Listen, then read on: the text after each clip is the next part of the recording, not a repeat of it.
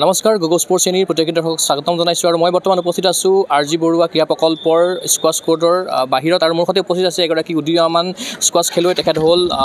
আয়ান কোচি আৰু শেহতীয়াভাৱে গুৱাহাটীত অনুষ্ঠিত ইষ্টাৰ্ণ স্কোৱাছ আন্তঃৰাষ্ট্ৰীয় চেম্পিয়নশ্বিপত তেখেতে চেম্পিয়নৰ খিতাপ অৰ্জন কৰিবলৈ সক্ষম হৈছে মূলত আছে বিৰোধী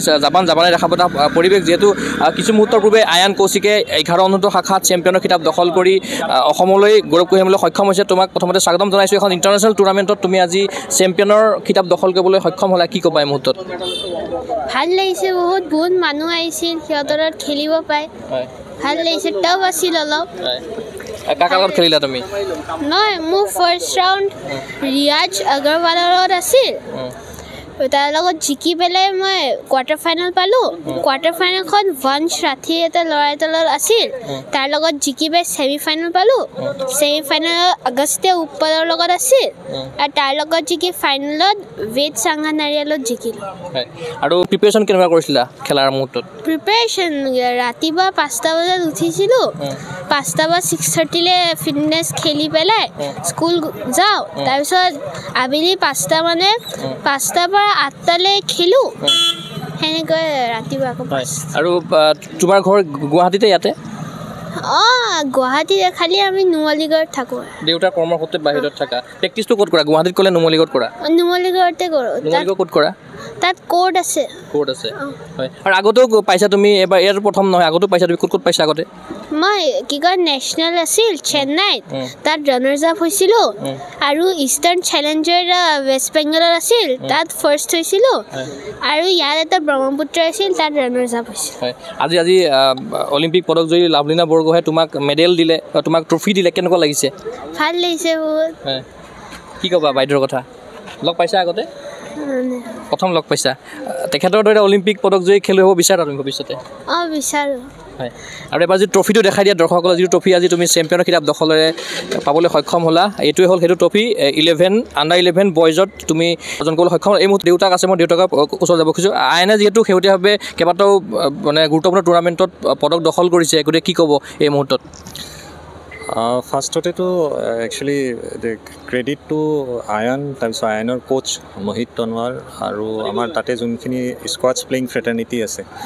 চ' একচুৱেলি কণ্ট্ৰিবিউশ্যনটো তেওঁলোকলৈকে যায় একচুৱেলি চ' আমাৰ তাতে নুমলীগড় 2খন আছে স্কোৱাছ কোৰ্ট চ' আমি একচুৱেলি খুব কম মানুহে খেলোঁ তাৰমানে স্পৰ্টছটো চ' সেইখিনি চবৰে ছাপৰ্টতে একচুৱেলি মই অলপ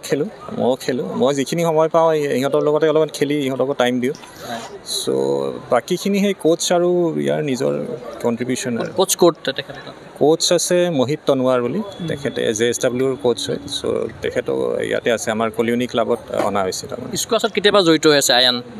আয়ান স্কোৱাছৰ লগত একচুৱেলি 2023 পৰা জড়িত হৈ আছে অলমষ্ট 3 বছৰ হ'ল ইয়াত আৰু য'তে যায় আয়ানে কিন্তু এটা পদক লৈ আহে কিন্তু কেতিয়াও তেনেকুৱা আমি যিমান দূৰ শুনা পাইছোঁ ৰিচেণ্টলি এইটো বছৰ অলপ ইয়াৰ খুব ঠিকে আছে অলমষ্ট ষ্টাৰ্ট কৰিছিলে ব্ৰহ্মপুত্ৰ অ'পেনত ইয়াতে গুৱাহাটীত হৈছিলে এপ্ৰিলত চ' তাতে সি ৰানাৰ্ছ আপ আছিলে তাৰপিছত একচুৱেলি কেলকাতাত হ'ল ইষ্টাৰ্ণ চেলেঞ্জাৰ যোনটো আছিলে অল ইণ্ডিয়া টুৰ্ণামেণ্ট চ' তাতে ই চেম্পিয়ন আছিলে যিহেতু কেইবাখন দেশৰ খেলুৱৈ আহিছিলে ইয়াতে আৰু ইয়াতে খেলিলে এখন অসম স্কোৱাছ ৰেকেট সন্থাই এখন ধুনীয়া টুৰ্ণামেণ্ট পাতিলে অসমৰ খেলুৱৈখনেও সুবিধা পালে কি ক'ব নাই এইখন তাকে আছাম ৰেকেট এছ'চিয়েশ্যনলৈকে মোৰ ধন্যবাদ থাকিলে চ' ইমান ডাঙৰ টুৰ্ণামেণ্ট এটা ছাকচেছফুলি কণ্ডাক্ট কৰিছে তেওঁলোকে চ' এইটো ফাৰ্ষ্ট টাইম আমাৰ অসমত হৈছে ইষ্টাৰ্ণ শ্লেমটো নৰ্মেলি এইটো বাহিৰতে হয় ফাৰ্ষ্ট টাইম গুৱাহাটীত হৈছে চ' এইটো আমাৰ কাৰণে অতি মানে সৌভাগ্যজনক ইমান ডাঙৰ টুৰ্ণামেণ্ট এটা পাতিছে আৰু আমাৰ খেলুৱৈসকলেও তাৰমানে এটা অপৰচুনিটি পাইছে এই খেলুৱৈবোৰৰ বাকীবোৰক চাবৰ কাৰণে বা তেওঁলোকৰ লগত খেলিবৰ কাৰণে চ' সেইটো কাৰণে আছাম ৰেকেট এছ'চিয়েশ্যনত থেংকফুল চ' আৰু এটা ৰিকুৱেষ্টো আছে মানে আৰু যাতে আৰু এনেকুৱা টুৰ্ণামেণ্ট পাতে বা আৰু এনেকুৱা স্পৰ্টছ কোচিং কেম্প যদি পাতিব পাৰি আমাৰ ইয়াতে চ' তেতিয়া আমাৰ খেলুৱৈসকলেও তাৰমানে অলপমান কি হ'ব অপৰচুনিটি পাব যিহেতু আয়ানৰ ইয়াৰ আৰম্ভণি আৰু বহুখিনি যাবলগীয়া আছে গতিকে আয়ানক কিদৰে আগুৱাই নিম বুলি ভাবিছে দেউতাক হিচাপে ভৱিষ্যতে কি হিচাপে চ' ৰিচেণ্টলি একচুৱেলি ইটা আণ্ডাৰ 11ৰ পৰা আণ্ডাৰ 13লৈকে ছুইচ অভাৰ কৰিব চ' আৰু ই হাৰ্ড ৱৰ্ক কৰিব লাগিব এতিয়া চ' ইমান ইজি নহয় ছাষ্টেইন কৰাটো কাৰণ কম্পিটিশ্যন বহুত টাফ চ' ডেফিনেটলি আমি সেনেকৈ প্লেন কৰিম আৰু আগুৱাই লৈ যাম ৰেংকিঙৰ খেলুৱৈ এইখন খেল যিহেতু আছিলে এতিয়া ৰেংকিংটো হয়তো ওপৰলৈ যাব অলপ ৰেংকিং এতিয়া সি ওপৰত যাব এতিয়া অল ইণ্ডিয়া 6ত আছে চ' next May B C 2 number under 11ত সি 2 নম্বৰলৈকে যাব লাগে অল ইণ্ডিয়া নেক্সট যোনটো এনাউন্স কৰিব আৰু ভৱিষ্যতে কি হিচাপে চাব আশা আছে তেখেতক ভৱিষ্যতে একচুৱেলি যদি ভাল স্কোৱাডছ খেলিব পাৰে তেতিয়া চ' সেইটো লাইনতে লৈ যাম আৰু সেনেকৈ নিশ্চয়কৈ ধন্যবাদ জ্ঞাপন কৰিছোঁ এয়া আছিল অসম সন্তান আয়ান কৌশিক আৰু শেহতীয়াভাৱে ইষ্টাৰ্ণ ইছলাম স্কোৱাছ ইণ্টাৰনেশ্যনেল চেম্পিয়নশ্বিপত এগৰাকী আয়ান কৌশিকে আণ্ডাৰ 11ত চেম্পিয়ন হৈ পেলাই গৌৰৱ কঢ়িয়াই আনিছে আমি আয়ান কৌশিকৰ উজ্জ্বল ভৱিষ্যত কামনা কৰিলোঁ এই আশাৰে মই এই অনুষ্ঠানৰ পৰা বিদায় লৈছোঁ চাই থাকিব ঘোষ পচিনী ধন্যবাদ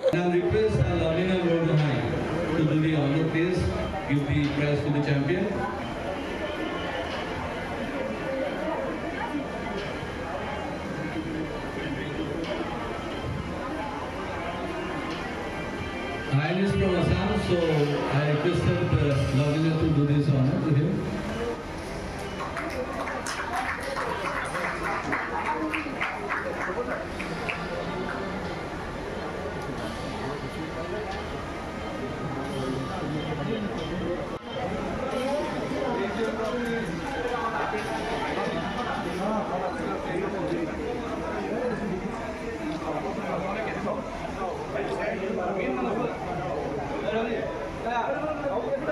ফিজিকেল এডুকেশ্যন বিষয়ত ডিগ্ৰী পাঠ্যক্ৰমৰ কাৰণে অসম তথা উত্তৰ পূৰ্বাঞ্চলৰ প্ৰথমখন শিক্ষানুষ্ঠান অভিৰুচি ইনষ্টিটিউট অৱ ফিজিকেল এডুকেশ্যন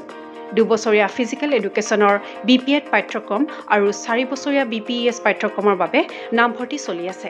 বিতংকৈ জানিবৰ বাবে আজি যোগাযোগ কৰক যোগাযোগৰ নম্বৰসমূহ হৈছে 9435100098 7002 33540 88765 21098 website www.aipguwahati.in